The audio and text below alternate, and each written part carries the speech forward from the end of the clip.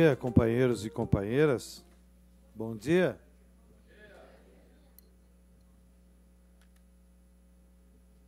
Agradeço de novo ao professor Ribas pela iniciativa e me alegro pelos colegas que temos aqui, tanto em plenário como depois como palestrantes,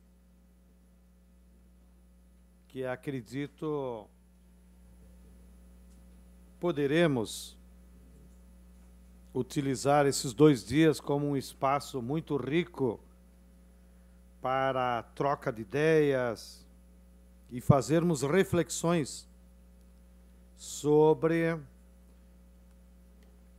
a situação da agricultura e, em particular, da produção de alimentos no Brasil e no mundo.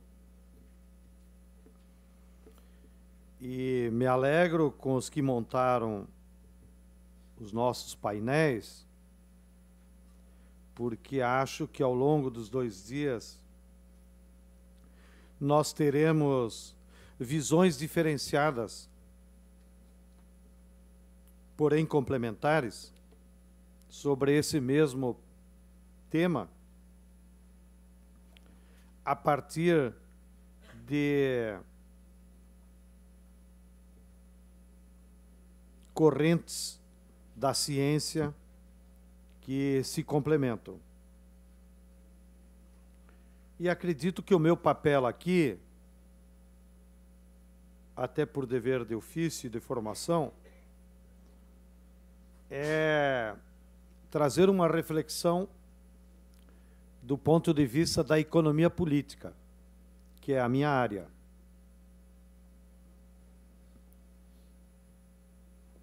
E depois acredito que teremos outros olhares com outras abrangências que nos permitirão, ao longo do seminário, então, complementarmos essa visão mais holística, digamos assim, do conjunto de fatores que dizem respeito à produção de alimentos e à organização da agricultura.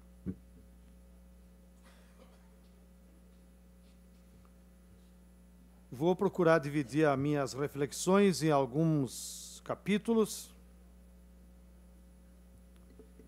e, como por certo vocês já dominam, do ponto de vista da economia política, o que determina a forma particular de organização da agricultura e da produção dos bens agrícolas que se transformam, então, em mercadorias no mercado, é o modus de produção predominante na agricultura, na sociedade. Então, como uma pequena introdução histórica, ao longo do século XX, nós tivemos a etapa do capitalismo industrial como modus de produção predominante na sociedade brasileira e, em geral, no Ocidente.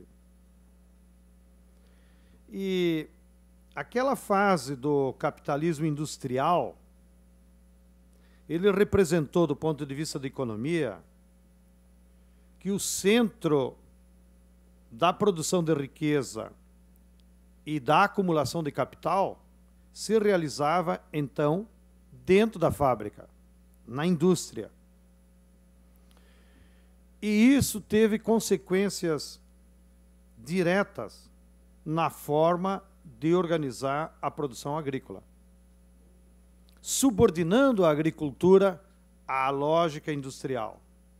Ou seja, o centro da acumulação capitalista se realizava na indústria e, portanto, os capitalistas mais poderosos aí estavam. E eles subordinavam a produção agrícola para que a produção agrícola ajudasse o processo de acumulação na indústria. Foi assim, então, e, sobretudo, depois da Segunda Guerra Mundial, se introduziu o que nós conhecemos como agroindústria. Ou seja, era a subordinação da produção dos bens agrícolas ao beneficiamento industrial. E a indústria, então, ela passou a atuar em relação à agricultura de duas formas. Primeiro, impondo a condição de que os agricultores deixaram de ser produtores de mercadorias finais e passaram a ser meros produtores de matérias-primas, que então passavam pela indústria, se beneficiavam, agregavam valor, aumentavam o valor, se quiserem, da mais-valia, e aí então iam para o mercado se realizar enquanto alimentos. E a outra forma da indústria dominar a agricultura foi, então, através dos insumos, que até então, na maioria dos casos, os insumos para a produção agrícola eram produzidos no próprio estabelecimento agrícola, seja por adubos orgânicos, seja por algum tipo de controle de pragas, e as próprias ferramentas eram feitas dentro de uma lógica do campesinato e dos artesãos que viviam nas comunidades rurais. Com esse advento da indústria, toda a parte de ferramentas, máquinas, passou para a indústria e se introduziu como componente novo os agroquímicos e os agrotóxicos, que tiveram uma enorme projeção em todo o mundo, pelo que nós já conhecemos e nos lembramos, do que foi chamada a Revolução Verde. Que, na prática, a Revolução Verde era apenas uma articulação de propaganda dos capitalistas para disseminar sobre toda a agricultura essa nova forma de produzir, baseada nos agroquímicos e nos agrotóxicos. O auge desse modelo, em termos de crescimento econômico e de aumento da produtividade agrícola, aconteceu na década de 60, quando, inclusive, por ingerências políticas, como é até hoje, o Prêmio Nobel da Paz foi dado a um agrônomo que foi o maior propagandista desse modelo, o Norman Borlaug.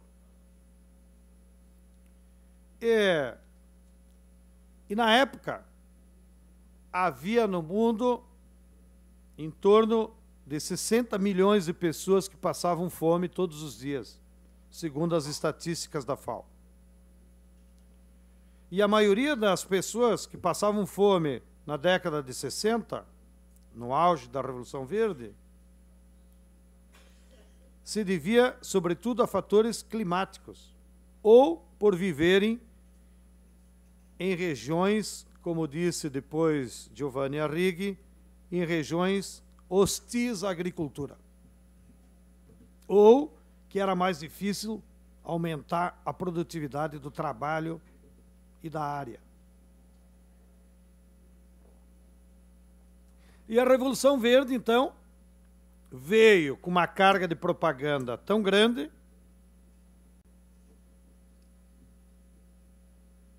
que prometia para a humanidade eliminar a fome, através, então, desse novo mecanismo de subordinação da agricultura aos interesses da indústria.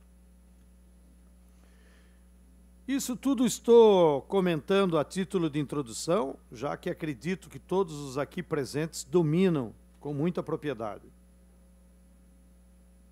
Para nós entendermos as mudanças que houve a partir da década de 90, quando, do ponto de vista da economia política, como sempre,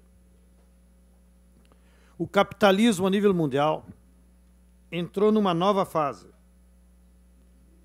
que a rigor, inclusive, na literatura econômica, nem tem um nome padronizado ainda, mas que entre nós podemos adotar como referência que o capitalismo entrou numa fase dominada pelo capital financeiro e não mais industrial.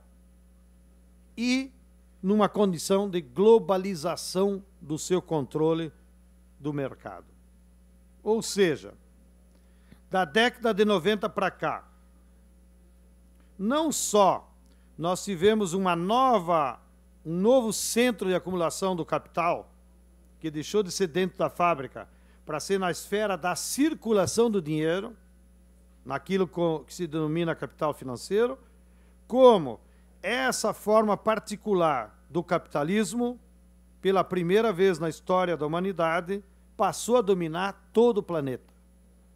Já que, inclusive, os poucos países que ainda seguiram com a denominação socialista, como é o caso de Cuba, Vietnã ou China, também passaram a ser dominados por essa lógica do capitalismo financeiro e globalizado. E quais foram as mudanças que essa nova etapa do capitalismo trouxe, então, agora para a agricultura? Da mesma forma como o capitalismo industrial havia subordinado a agricultura, em todos os seus aspectos, o capitalismo financeiro também introduz mudanças importantíssimas que vão afetar a forma da agricultura funcionar e a produção de alimentos. O primeiro efeito que o capitalismo financeiro trouxe foi que ele, sendo um capital na forma de dinheiro e sobrante, porque aí é onde vai se acumulando e se reproduzindo pelos juros, então foi sobrando na década de 90 um volume fantástico de capital financeiro especulativo na forma de dinheiro, que não se traduzia em investimentos produtivos, porque ele começou a se autorreproduzir apenas com juros. E, como havia muito capital sobrante no mundo, com essa natureza que dominava o mundo, e domina o mundo até hoje, esse capital passou a ser investido nas bolsas de valores para tentar se reproduzir, além das taxas de juros que começaram a ser decrescentes, para, através da compra de ações das empresas, esse capital financeiro conseguir se apropriar do lucro que se realizava na esfera da produção, seja da indústria ou da agricultura. E então esse capital financeiro, como uma água invisível, foi penetrando no sistema produtivo e foi comprando as ações de dezenas de diferentes empresas. E de uma forma muito rápida, porque como era um capital sobrante de fora, portanto não dependia daquela acumulação que havia no sistema industrial, de que a concentração só acontecia quando uma empresa concorrente tinha uma taxa de lucro muito maior que a outra, então ele comprava a menorzinha. E assim concentrava um mesmo ramo. Agora não. Agora é um capital de fora, realizado lá no sistema especulativo financeiro, que vem para o sistema produtivo e vai comprando as ações de muitas empresas. E de uma maneira muito rápida e invisível, porque essa operação acontece nas bolsas. De maneiras que, em poucos anos, o capital financeiro conseguiu juntar, numa só empresa, dezenas de empresas anteriores, que nunca aconteceria se fosse só o capital industrial, uma comprando a outra. E isso trouxe um fenômeno que não acontecia também no sistema industrial, que agora uma mesma empresa dominava todo o ciclo produtivo de determinados ramos de produção. E vou pegar o caso, que é talvez até mais conhecido, que é o caso da Monsanto. A Monsanto, na sua origem, é uma empresa familiar de Missouri, que o tal da família Monsanto, provavelmente de origem espanhola, comercializava grãos, milho e soja. E assim eles iam enriquecendo, comprando e vendendo milho e soja.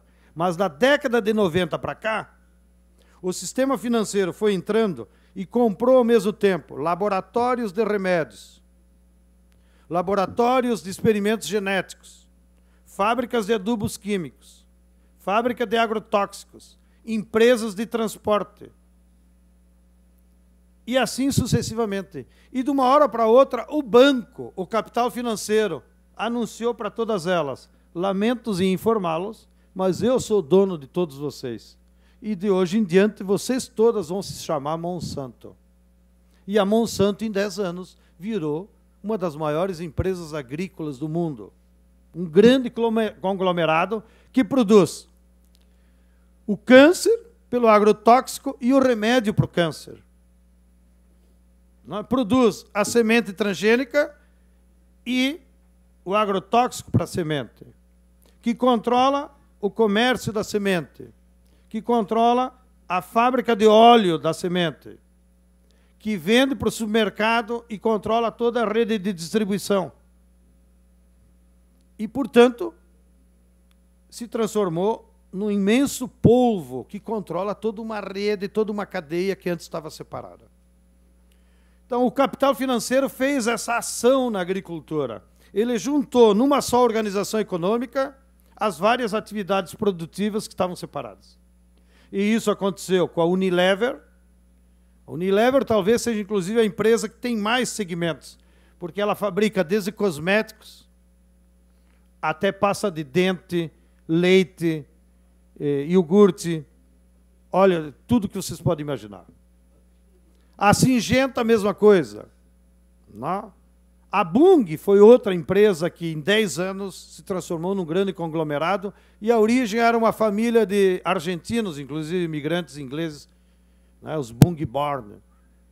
E agora mudaram até o Bunge, que era sem o GUE.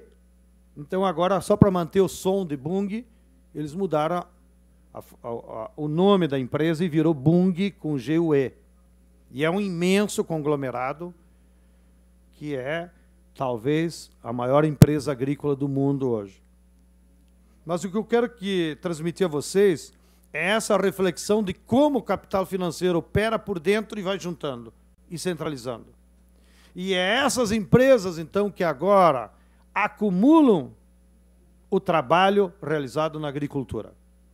Porque a atividade agrícola perdeu completamente a autonomia e depende totalmente dessas empresas. Seja no fornecimento dos insumos, e elas fornecem tudo, adubo químico, agrotóxico, as máquinas, e controlam o mercado. E, portanto, controlam o preço. Segundo movimento que houve, ocasionado pelo capital financeiro, é o controle dos preços internacionais. Para começar, impuseram preços internacionais. Até a década de 90, embora houvessem preços para comércio internacional, mas os preços dos produtos agrícolas tinham, sobretudo, uma base nacional. Se quiserem, para vocês que estão fazendo mestrado, se aplicava a teoria do valor para as economias nacionais. Naquilo que o Marx disse, como se mede o valor das mercadorias? Pelo tempo socialmente necessário para realizá-lo. Então, digamos assim, o preço das mercadorias agrícolas dependia do tempo de trabalho necessário em cada país. Agora não. Agora não existem mais preços nacionais. Agora todos os preços são internacionalizados. Não? E, portanto, o capital financeiro é que produziu esses preços internacionais. Como que ele conseguiu isso? De duas formas. Primeiro, controlando o mercado mundial. Então, se é a mesma empresa que vende soja na China, no México, na França, na África do Sul e no Brasil, evidentemente que ela impõe o mesmo preço, até para poder controlar. E o segundo mecanismo é que o capital financeiro estimulou e gerou um poderoso movimento especulativo ao redor das mercadorias agrícolas praticado nas bolsas de valores, aonde eles atuam. E quando veio a crise de 2008, as bolsas de mercadorias agrícolas tiveram uma expansão impressionante, porque parte daquele capital financeiro com medo de se exaurir, de ir à falência, de quebrar, porque é um papel fictício, como dizia o Marx. Ele não tem valor em si. Então, todos aqueles capitalistas que tinham dinheiro, dólar, documentos do Tesouro, correram para as bolsas de mercadorias para transformar aquele capital fictício em patrimônio, em bem. E, com isso, o preço dos produtos agrícolas dispararam, ao ponto que a safra de soja até 2018 já está vendida. E o que aconteceu? Durante o século XX, quando era só a indústria que controlava o preço, e para fabricar o óleo de soja, o preço médio da soja ao longo do século XX foi $200 a toneladas. De 2008 para cá, ó, em 5 anos, o preço médio da soja hoje está em $580 a toneladas. Quase 3 vezes mais. Isso provocou uma renda extraordinária fantástica, muito acima do seu valor real de produção. E quem que se apropria dessa renda? Nem sequer o fazendeiro. O fazendeiro fica com uma margenzinha. Quem se apropria é justamente as empresas que controlam. A Bunge, a Cargill, a Syngenta, etc. Então, a humanidade inteira está produzindo produtos agrícolas com muito trabalho humano. Esse produto adquire um preço acima do seu valor, que é pago, então, por toda a sociedade que consome soja, e toda a sociedade está produzindo essa renda extraordinária para quem? Para 10 empresas. Então, está havendo uma concentração de riqueza mundial jamais vista e numa velocidade espantosa. Terceira característica. No mercado dominado pela indústria, havia muitos produtos agrícolas que se transformavam em mercadorias, porque a indústria convinha. Agora, o capital financeiro, como ele domina a economia mundial, ele impôs uma condição. Ele não produz mais alimentos. Ele não se interessa e nem chama disso. Ele produz commodities agrícolas. Então, o foco da produção dominada por essa etapa do capitalismo não é nem sequer a necessidade de produzir alimentos para a sociedade, porque o que eles querem é produzir commodities. E eles dizem isso, não escondem. Nisso eles não são hipócritas. E o que é uma commodity? Que aqui no Brasil nem se deram o luxo de traduzir. Mantiveram o conceito em inglês. É quando uma mercadoria agrícola consegue ser padronizada a nível mundial. Em especial, então, os grãos, todos eles é possível padronizar, mas eles fazem também uma seleção. Vejam o caso do milho. O milho é uma commodity, porque tu vai lá na Bolsa de Amsterdã e compra tantas milhões de toneladas de milho. Mas é o milho híbrido amarelo. Os milhos locais, ou o branco do México, que tem alto valor nutritivo, que até hoje ele se alimenta de tortilha do milho branco, não é commodity, porque é difícil de padronizar. Então, esse estágio do capitalismo, ele não interessa mais produzir alimentos, ele interessa produzir commodities, todas aquelas mercadorias que for possível padronizar. Mesma coisa o leite. O leite não é uma commodity, porque tem 300 tipos de gordura, 300 tipos de bactéria, pá, pá, pá, pá. Porém, a OMC padronizou o leite em pó. Então, o leite em pó é uma commodity. E a esse, sim, a Nestlé faz questão de controlar. Ela pode deixar as cooperativas vendendo barriga mole aí, mas o comércio mundial do leite é controlado hoje pelo leite em pó. Hoje, nós estamos assistindo no Brasil, nas últimas semanas, o preço do leite caiu ao agricultor e tal, sem cair no supermercado, porque a Nestlé introduziu no Brasil um grande volume de leite em pó importado do Uruguai, que às vezes nem aparece como importado, porque por causa do Mercosul, a circulação de mercadorias, às vezes, nem tem uma relevância maior. E com isso, deles priorizarem a produção de commodities, eles vão destruindo também a produção local de alimentos. justamente a riqueza da onde está, e que certamente outros comentaristas do seminário vão se referir, que não é bem minha praia. Talvez até no próximo seminário seria interessante trazer algum nutricionista, que há vários pesquisadores no Brasil que estão pesquisando essa área, que é justamente procurar entender como, do ponto de vista nutricional, o nosso organismo aqui ser vivo, nós deveríamos nos alimentar para termos saúde apenas dos alimentos produzidos no mesmo meio ambiente onde nós vivemos. Porque, no fundo, segundo os nutricionistas, os vegetais, eles captam a energia solar, que chega no lado do planeta diferente. E, portanto, se você vive num lugar do planeta, você tem que se alimentar com energia solar como ela chega naquele planeta. Por isso que é uma estupidez o que o capitalismo está fazendo hoje, por exemplo, de produzir uva o ano inteiro, né? E todo mundo fica comendo uva do Vale de São Francisco, achando que tem algum valor nutricional, e não tem nenhum. Se me permitir a expressão, é só vira merda. Não faz nada no teu organismo você comer uva do Vale do São Francisco no inverno.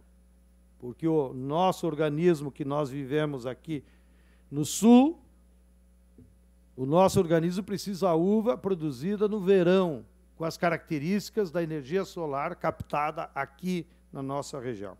Mas fecho parênteses, porque esse é um tema dos nutricionistas. Só estou repetindo como um leigo papagaio.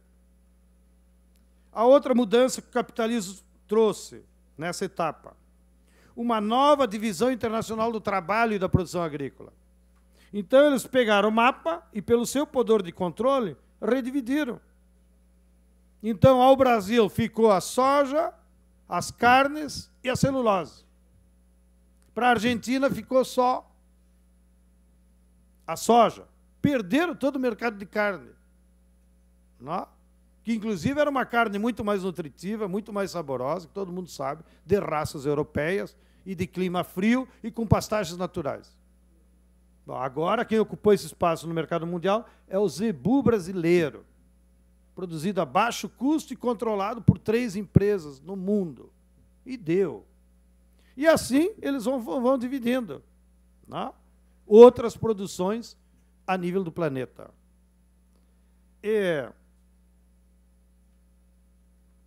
A outra mudança que essa fase trouxe foi, então, introduzir na produção dos estabelecimentos um outro modelo de produção tecnológico dominado por esse capital financeiro, que é o que nós chamamos de agronegócio. O agronegócio não é um verbete qualquer. O agronegócio, ele é um modelo específico de produção de acordo com os interesses do grande capital financeiro e que se caracteriza, como aqui só chover no meu olhado, por fazendas de grande escala, com monocultivo, que se especializa num só produto, e o uso intensivo de máquinas e venenos e expulsão da mão de obra. Esse é o padrão do agronegócio, aqui, na China, na África do Sul, na França, no México, e, se puder, eles implantam até em Marte. Agora estão procurando, se tiver água lá, os marcianos estão fodidos. Porque eles vão levar o agronegócio até para lá. E a última característica que eu queria frisar, como parte desse pacote, é as sementes transgênicas, que vou apenas citar, porque, do ponto de vista da biodiversidade e da sua característica da natureza, acredito que amanhã o professor Nodari vai se aprofundar, porque é um dos nossos grandes especialistas. Mas aqui eu quero pegar da economia política. As sementes transgênicas surgiram não porque elas são mais produtivas do que as convencionais. E aqui nós temos também o João, que é um dos grandes especialistas.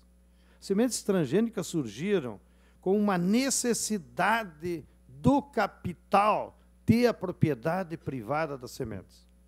Então, ela veio casada com a lei de patentes. Em toda a América Latina, os Estados Unidos impôs, durante o período do neoliberalismo, a lei de patentes escrita em inglês. Foi a primeira lei que o Fernando Henrique, talvez pagando dívida de campanha, aprovou em 95, foi a lei de patentes de seres vivos. E isso, então, garantiu que as empresas pudessem ter propriedade privada de um ser vivo e ter controle absoluto das sementes. Cobram royalties, né, por essa propriedade intelectual, mas mais do que a cobrança de royalties, eles têm controle do mercado de sementes. Nós, lá no Rio Grande do Sul, eu vivo repetindo, e os gaúchos que estão aqui vão me ajudar, pelo menos os mais velhos, não sei se o Cadore se lembra, que é meio agrônomo de asfalto. Mas nós tínhamos mais de 40 variedades de soja desenvolvidas lá pela Secretaria da Agricultura e até pela Embrapa. E em 10 anos, com a entrada da soja marandona contrabandeada lá pela Monsanto, hoje no Rio Grande, se tiver 3 variedades de soja, só tem a Roundup, que controla 90%, e 2 ou 3 variedades convencionais que se perderam lá pela região das Missões, que em algum momento a cooperativa da Cotrimaio conseguiu ainda preservar sementes. Mas se amanhã depois no Rio Grande nós decidíssemos não vai ser mais plantado soja Roundup, nós vamos levar uns 10 anos, mais ou menos, até recuperar as variedades antigas, que eram muito mais produtivas que essa. Não? E, bem, para ir complementando, e quais foram as consequências, então, dessa etapa de uma nova agricultura dominada agora pelo capitalismo financeiro globalizado?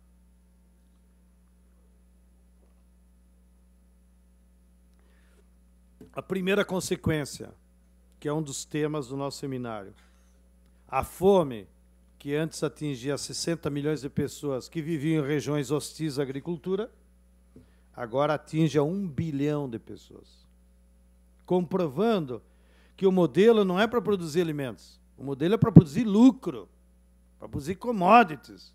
Ele só produz o que dá lucro. Não? E, mais do que isso, além de 1 bilhão de pessoas, no levantamento da FAO, que passam fome todos os dias e se alimentam aquém das necessidades, há hoje, segundo também a FAO, 60 países que perderam completamente a soberania alimentar e que dependem da importação ou doação de alimentos. E notem, 40 anos atrás eles não precisavam importar. Não. De certa forma, aqui no Brasil também, embora nós somos grandes exportadores de alimentos, nós, em alguns itens da nossa cesta básica, já somos dependentes, como o caso do feijão. Não? Nós estamos importando feijão do México, da China, do Chile. Nós perdemos a autonomia no produto que talvez seja a marca mais identificada com a nossa culinária, que é o feijão. Não? Já nós não conseguimos produzir a mesma quantidade que o povo precisa. Terceira consequência. Pela primeira vez na história da humanidade, a população urbana ultrapassou a população rural. Há 2 anos atrás. Hoje já a maioria da população mora nas grandes cidades. Ah, podemos dizer, mas isso era uma tendência natural, as pessoas vão se aglomerando. Claro, mas uma tendência pode levar séculos. Não? Segundo, nós podemos e devemos estimular a aglomeração humana, mas em pequenas cidades, pequenos distritos espalhados no território. Não necessariamente precisa acontecer o que está acontecendo agora, que não só há uma população urbana maior que a rural, senão que a população rural foi jogada para as grandes metrópoles. Então nós temos, em todos os países, grandes metrópoles onde se aglomeram 10, 15 milhões de pessoas, que podem botar Jesus Cristo de prefeito, não resolve mais nada. Pode botar, o México tentou botar a Virgem de Guadalupe, não resolveu. Nem a Virgem Maria resolve mais os problemas do México. Entenderam? Então, não é ser contra a urbanização. Ao contrário, é natural que as pessoas vão se aglutinando. Mas o que nós devemos nos insurgir é contra essa bestialidade de aglomerados que juntam 10, 15 milhões de pessoas que transformam a vida um inferno. Se alguém tem alguma dúvida, mude, sei lá, para minha querida São Paulo, e vocês vão ver o inferno de cada dia. Pior do que o Dante de Alighieri pintou. Não? Bem, a outra consequência desse modelo é que, em muitos países, ou na maioria dos países, os governos perderam completamente o controle dos estoques e da soberania sobre os produtos agrícolas. Há dezenas de exemplos catastróficos pelo mundo afora, mas vou usar um que nos atingiu há 2 anos atrás, que foi a seca do Nordeste. A seca dos 2 anos do Nordeste, e aqui tem vários companheiros que são da região, como Elias, e podem dar um testemunho, segundo o levantamento do governo, nós devemos ter perdido nesses 2 anos ao redor de 10 milhões de cabeças de gado, seja bovino, caprino e ovelhas. Porco não foi tanto porque não é tradição. E o problema maior da perca dessas cabeças com a seca foi a falta de alimentos. Nem foi tanto a água, mas a água para produzir o alimento para eles. Ou seja, não morreram de sede, morreram de fome. Então a Dilma deu um chilique lá, mandou a Conab comprar milho para levar para o Nordeste. Aí não acharam milho. Aí um assessor de merda lá disse para ela, porque não, o transporte é muito caro levar do Sul, então ninguém se interessa em entregar o milho em Caruaru, entregar o milho em Pio Nono. Então a Dilma disse, bota os caminhões do Exército. E aí a turma do sargento aí se perfilou. Sim, senhora! Botaram em comboio dos caminhões do Exército. E não apareceu milho. Dinheiro do governo, preço internacional, e o Brasil, segundo maior produtor de milho do mundo, e não tem milho. Ué, o que aconteceu? O que aconteceu é que só o ano passado, num ano, a Cargill, a Bunge e a ADM exportaram para os Estados Unidos 18 milhões de toneladas de milho, num ano, para virar etanol para os altos da burguesia americana. E o gado do povo brasileiro morreu. E agora vai levar uns 3 anos, mesmo depois da chuva, para recuperar aquele nível de rebanho.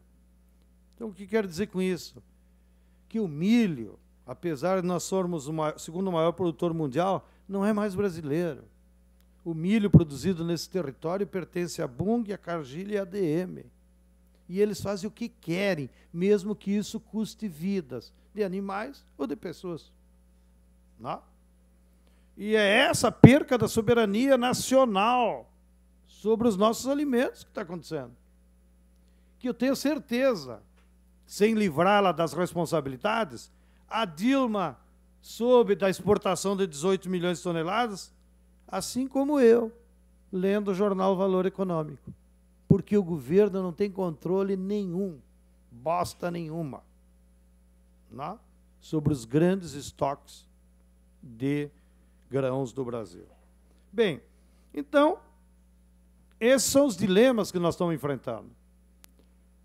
Como eu disse na introdução, no fundo, a agricultura e a produção de alimentos, ela está hoje numa grande disputa entre 2 projetos.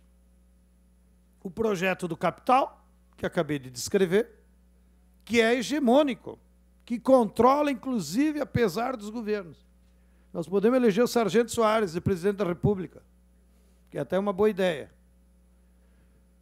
E ele não teria os instrumentos para controlar a produção agrícola, a não ser que resolvesse chamar o povo para fazer umas bobagens. Né? E, do outro lado, nós temos o projeto dos trabalhadores, projeto popular, não? Que deveria, então, reorganizar a agricultura sobre outros parâmetros. Primeiro, deixar de produzir commodities, produzir alimentos. Segundo, notem, também para dar um exemplo positivo, para vocês não me chamarem sectário. O Silvio Porto, esses tempos lá naquele mesmo seminário, deu aquele testemunho. As multinacionais no Brasil controlam os grãos, carne e leite. Mas a Conab compra, pelo programa PAA dos agricultores, 296 itens de alimentos. Eu nem tinha imaginado que poderia ter tanto produto alimentício no Brasil. Pois a Conab, na sua lista de compra dos camponeses, compra a cada ano 296 tipos de alimentos diferentes ao longo do nosso território. Vocês vejam que o padrão alimentar brasileiro é muito mais rico do que soja e milho, né? Ou mesmo feijão e arroz. 296 tipos, que é a agricultura camponesa, que é a agricultura familiar, se quiserem. Então, nós temos um outro modelo a ser construído, que recoloque, em primeiro lugar, a produção de alimentos, que recoloque a soberania alimentar, e nisso, brevemente, ela é completamente diferente da segurança alimentar. Nós mesmos, como Via Campesina, fizemos um embate ideológico aí com o MDS, porque o MDS ficou se gavando e fazendo propaganda da segurança alimentar. Segurança alimentar é comprar comida para o povo, mas o povo vai ficar dependente ou da cesta básica ou da Bolsa Família. O que nós defendemos é a soberania alimentar, que significa que o governo tem que desenvolver políticas públicas que façam com que o povo, em cada região onde viva, possa produzir os seus próprios alimentos, inclusive para as grandes cidades. E, finalmente, com isso termino, nós também, como parte do projeto dos trabalhadores, temos que desenvolver, então, a matriz da agroecologia, que é a matriz tecnológica alternativa ao agrotóxico e ao agroquímico. E desenvolvermos uma soberania energética para fugir dessa dependência do petróleo e do monopólio que as empresas estão fazendo, até com a eólica, e desenvolver as nossas formas de energia próprias, dominadas pelas comunidades em cada lugar. Muito obrigado pela atenção.